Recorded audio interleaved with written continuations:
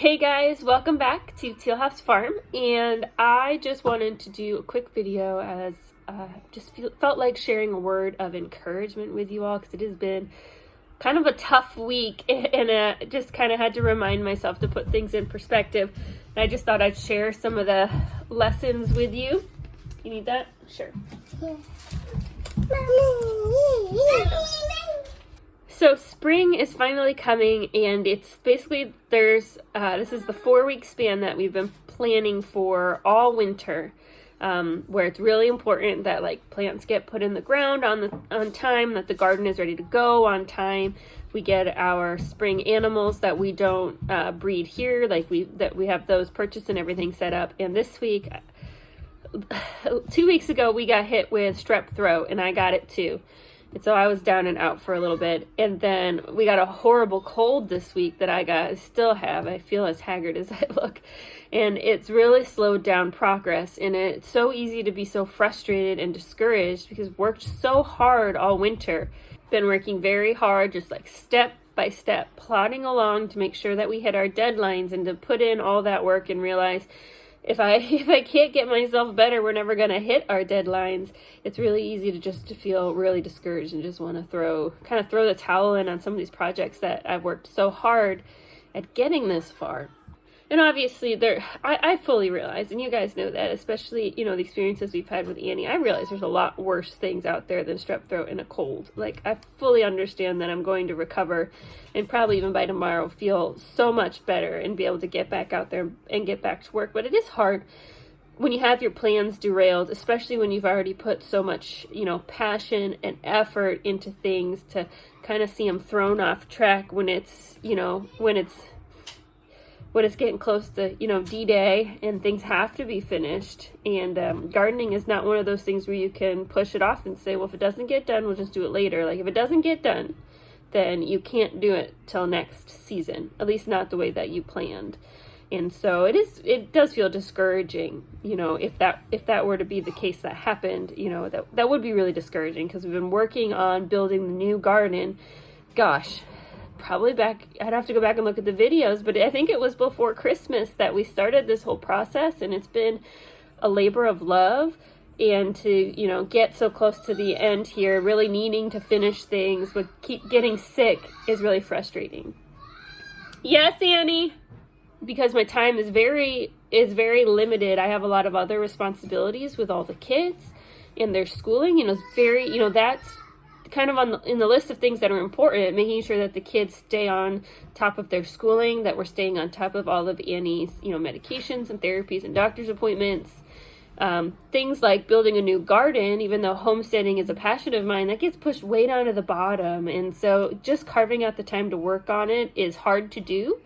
And it's something that I love, so I try to make time for it. And we kind of plod along trying to get it done. And then to realize that, you really worked hard to carve out that time to give it to yourself, but you might not make it to your end goal. That's really disappointing. Or it's really easy to let it get so disappointing that you're so discouraged, you just want to throw the towel in and be like, why do I even bother trying? Because we're not going to get there anyway. But this isn't meant to be a discouraging video. We've been parenting a lot of kids long enough. We've been on this homestead. It's going to be 8 years this fall, and so I've learned a lot of lessons along the way that really helped me deal with discouragement. And when you're feeling really overwhelmed by everything that needs done and you just feel like you can't do it all, not only the garden, but now the grass is starting to grow, and mowing the lawn is 3-4 hours a week. That's, again, then gets put up in importance above the garden. It's one more thing that takes the gardening time away, and it's already out there, it already needs done, and it just feels like more things stacked on your plate. So a couple things that I've learned through the years to really help prevent discouragement. Obviously, the first one is prayer. Prayer always puts things in perspective. It gives you time to kind of organize your thoughts and time to listen and kind of feel the peace and the clarity of God and through God, of kind of how these things, why they feel very important to me, are kind of small issues in the long run. Not that they aren't important. I think the little things are important to God too. but they don't need to be stressors. It can be something that's important to me, but it shouldn't ruin my whole day kind of thing. And I think prayer is key.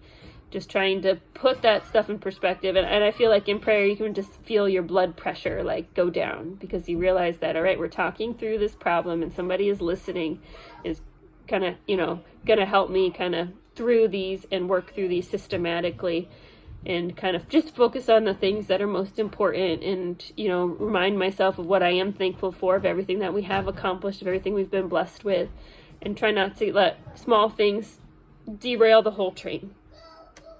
And then something else that really helps me, and I know I've mentioned this before, but it's my planner. I love this planner. I've mentioned it many times. I'll link it below. I am not at all associated with the Passionate Penny Pincher, but she makes an excellent planner, and she is probably sold out for this year, but you can visit her page and save it for when the new planner comes out in October. They only make a limited amount. But one thing that I always do with my planner is I always fill it out in pencil. Yes, I always fill out my planner in pencil, because I hate not being able to check my boxes off. It really does just bother me. That's just my personality. And like today, I had a bunch of things planned, and they are not going to get done, because not only do I feel lousy, but it has been raining for 5 days straight, and it is just an absolute mud pit outside. Even if I was feeling well, I couldn't work on the garden because I wouldn't be able to pull the wheelbarrow across the yard. Filling things out in pencil always means that I know that my goals are estimates, and that I can erase and move it a few days, and that everything can still get done and all my boxes can be checked. But it just reminds me that life needs a lot of flexibility, and that things are not set in stone for each day of the week. It's just a guesstimate of what I need to accomplish. And most days I don't have to erase things, but like this week, there is a whole lot of erasing going on. And that's okay. Something else I do, it also has to do with the planner, but just keeping a planner in general. This garden move, building the raised beds, all the kind of stuff. We've had to redo a lot of fencing and prep for new animals, change how we've done like the geese and the duck water and feeding. Like, these are big projects. And we've known that we needed to do them, and we wanted to do them, but they feel overwhelming before you even start. And so I break them down across the months, and then take that month goal and break it down across different days in the month. And it helps take a big task and keep it from getting so overwhelming. So I know what steps need to still be taken to finish my garden, and I was hoping to get 3 or 4 of them done this week, and obviously it didn't happen. But I know exactly what steps need to be taken. The idea of finishing the task feels overwhelming, but I know I don't have to do the mental gymnastics to figure out what steps come next, because I've already figured that out. I got pouch here. Awesome, juice pouch. And the last thing is, I have learned that it is okay to ask for help when you need help. When we first started out here on the homestead, homesteading comes with this like desire to be the most independent individual. Like, that is the idea, that is the American ideal, to be like free from everything. But I think we are social creatures, and I think that homesteading is a lot about self-sufficiency and self-sustainability, but it is also about community sufficiency and community sustainability, and knowing that if we share our burdens, that we're stronger together, and that we all have something to give one another. Even if we're not rich, it's not always money, sometimes it's time, and that it is okay to find a friend or a neighbor and say, hey, I'd love to trade some time with you. I have this project I'm working on, and it's hard. If you could help me now, I would love to give that back to you, on a project that you're working on. And getting to that point where I am very open to asking and receiving help when I need it. Like, it's opened up some wonderful friendships, and it's opened up wonderful opportunities for me to share my skills with people. I'm passionate about canning, being able to teach other people how to can, because I believe that's such an important step to food sustainability. Things that I always just kept to myself before, which is, I feel like it's just kind of hoarding gifts, right? Which we're not supposed to do according to the Bible. So just having that spirit of openness and willingness to share and, ask for help. I think in this case, I do know it feels overwhelming today, mostly because I don't feel well. Excuse me. And that comes more from a place of frustration than anything else. I know I can finish it.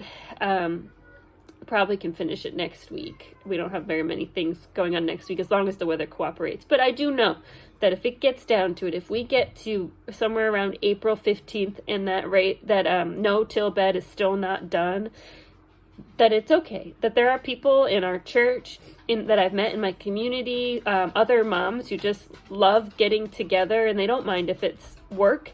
They love having the opportunity for their kids to play with other kids and just getting together and, working outside for the day, that they would not be against that, and that I have that support there. And that helps me a lot too.